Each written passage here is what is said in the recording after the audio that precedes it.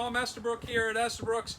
I don't know if you're feeling a little bit cooped up right now, but I certainly have been.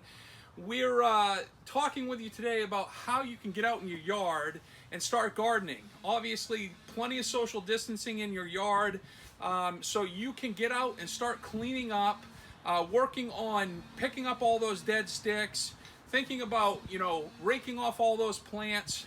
The lawn's starting to green up, so it's time to think about patching maybe some of those spots where maybe the plow beat up. A couple things you might need. Mohegan soil is a great topsoil to kind of help top dress.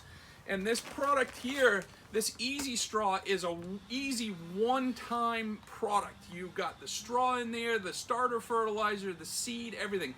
I use this in my yard, and it's a really easy product to put down.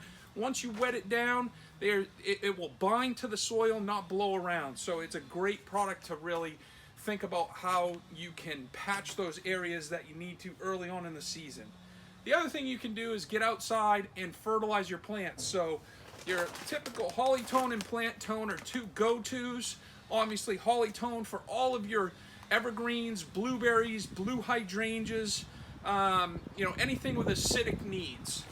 Plant tone would be for everything else. You can do it on all your perennials, get out there and put it down, let Mother Nature water it in over the next couple weeks. That will start activating your plants and getting things going. And then don't forget, it's getting close to that time when you want to think about putting your first application of lawn fertilizer down too. So all of those things, if you're feeling cooped up, get out there, start working in the yard, and don't forget, you can order on our online store and get these products either delivered to your house, or you can get curbside pickup.